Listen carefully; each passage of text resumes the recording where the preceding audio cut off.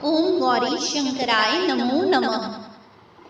एक बार पार्वती जी ने भगवान शिव शंकर से पूछा कि ऐसा कौन सा श्रेष्ठ तथा सरल वट पूजन है जिससे मृत्युलोक के प्राणी आपका सायुज्य सहज ही प्राप्त कर लेते हैं।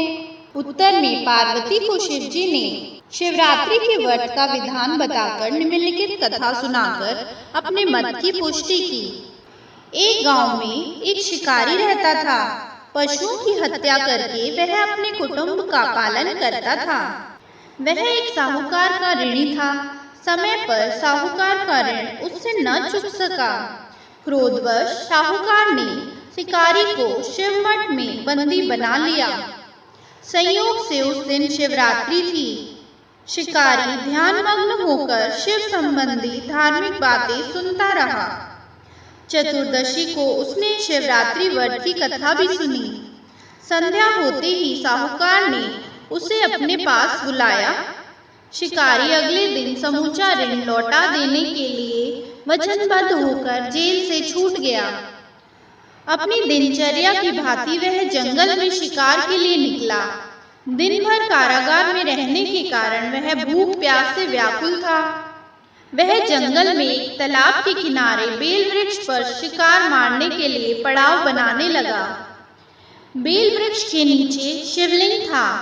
पड़ाव बनाते समय उसने जो टहनियां तोड़ी वे संयोग से शिवलिंग पर गिरी। इस प्रकार दिन भर भूख प्यास से शिकारी का व्रत भी हो गया और शिवलिंग पर बेलपत्र भी चढ़ गए। एक पहर रात्रि बीत जाने पर एक गर्भिणी मुर्गी तालाब पर पानी पीने निकली। अवसर पर न चूकने वाले शिकारी ने तीर धनुष पर चढ़ाकर जो ही प्रत्यंचा खींची। मृगी बोली, मैं गर्भिणी हूँ, शीघ्र ही प्रसव करूंगी। तुम एक साथ दो जीवों की हत्या करोगे जो ठीक नहीं। मैं बच्चे को जन्म देकर शीघ्र ही तुम्हारे समक्ष प्रस्तुत होंगी, तब तुम मार डालना। शिकारी ने प्रत्यंचा ढीली कर दी और मृगी जंगल की झाड़ियों में लुप्त हो गई। कुछ ही देर बाद एक और हिरणी उधर से निकली। शिकारी की प्रसन्नता का ठिकाना न रहा। समीप आने पर शिकारी ने फिर धनुष पर बाण चढ़ाया।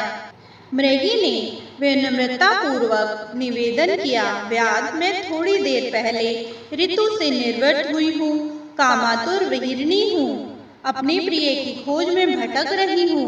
मैं अपने पति से मिलकर शीघ्र ही तुम्हारे समक्ष प्रस्तुत होंगी। और व्याध ने उसे भी जाने दिया। 2 बार शिकार को खोकर व्याध का माथा ठनका।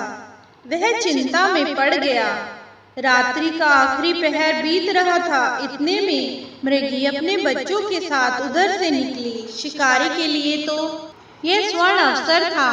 उसने धनुष पर तीर चढ़ाते देर न लगाई। वह तीर छोड़ने ही वाला था कि मृगी बोली, व्याध, मैं इन बच्चों को इनके पिता के हवाले कर लौट कर आती हूँ, मुझे इस समय मत मार। इस पर व्याध हंसा और बोला, सामने आए शिकार को छोड़ देना मेरी बुद्धिमानी नहीं है। मैं इससे पहले भी 2 बार अपना शिकार खो चुका हूँ। मेरे बच्चे भी तो भूख प्यास से तड़प रहे हैं। उत्तर में मृगी ने फिर कहा, जैसे तुम्हें अपने बच्चों की ममता सता रही है, ठीक वैसे ही मुझे जीवन दान मांगती हूँ। जीवनदाता, मैं इन्हें इनके पिता के पास छोड़कर तुरंत लौटने की प्रतिज्ञा करती हूँ। मृगी का दीन स्वर व्याध के हृदय का स्पर्श कर गया। व्याध ने मृगी को भी जाने दिया। शिकार के अभाव में बेल वृक्ष पर बैठा बैठा व्याध बेलपत्र तोड़ तोड़ कर नीचे फेंकता जा रहा था। वो फटने को हुई तो एक हष्ट पुष्ट मर्ग उसी रास्ते पर आया। इसे मार डालने के लिए शिकारी कटिबद्ध हो गया। व्याध की तनी प्रत्यंचा देखकर मृग विनीत स्वर में बोला, व्याध महोदय, तुमने यदि मुझसे पूर्व आने वाली 3 मृगियों तथा छोटे छोटे बच्चों को मार डाला है तो मुझे भी मारने में विलंब न करो, ताकि मुझे उनके वियोग में एक भी क्षण दुख न सहना पड़े। मैं उनका पति हूँ। यदि तुमने उन्हें जीवन दान दिया है तो मुझे भी कुछ क्षण जीवित रहने देने की कृपा करो। मैं उनसे मिलकर तुम्हारे सामने आत्मसमर्पण करने के लिए प्रतिशुद्ध हूँ। मृग की बात सुनते ही शिकारी के सामने पूरी रात का घटना चक्र दोहरा सा गया। उसने सारी कथा मृग को सुना दी।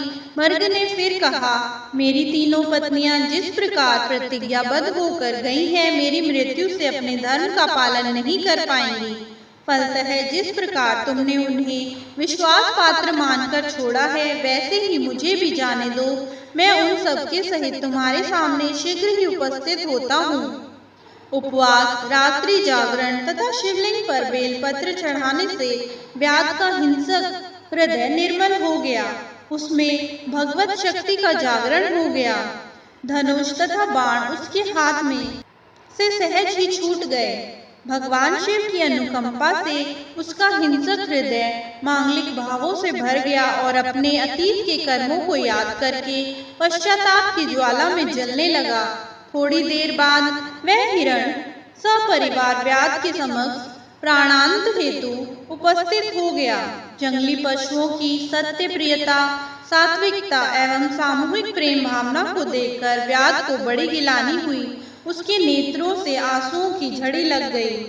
उस हिरण परिवार को न मारकर व्याध ने अपने कठोर हृदय को जीव हिंसा से हटाकर सदा सदा के लिए कोमल एवं दयालु कर लिया।